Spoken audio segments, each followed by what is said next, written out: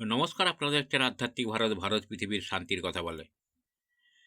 আমাদের কাছ থেকে যখন কোনো কিছু হারিয়ে যায়, মানে আমার কাছ থেকে যে জিনিসটা আমার খুব প্রিয়, মনে হয় যে আমার কাছ থেকে দূরে সরে গেল। আমরা ঈশ্বরকে বলি, হে ঈশ্বর, তুমি কত নিষ্ঠুর, আমার প্রিয় দামি জিনিসটা তুমি কেড়ে নিলে।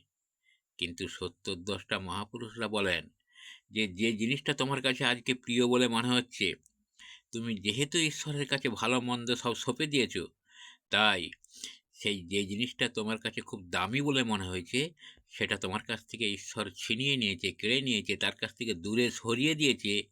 সেটা, সেই প্রিয় জিনিসটা তোমাকে আরও বিপদে ফেলতো, তোমাকে আরও বিপদগামী করতো। তাই সেটাকে কেড়ে নিয়ে তোমাকে শিক্ষা দিয়েছে, এবং তোমার কাছ থেকে যাতে তুমি বিপদে না পড়ো, তার জন্য তোমাকে সরিয়ে নিয়েছে সেইখান থেকে। ধন্যবাদ। আজ এই পর্যন্ত। সবাই সুস্থ থাকবেন, ভালো থাকবেন। আধ্যাত্মিক ভারত, ভারত পৃথিবীর শান্তির কথা বলে।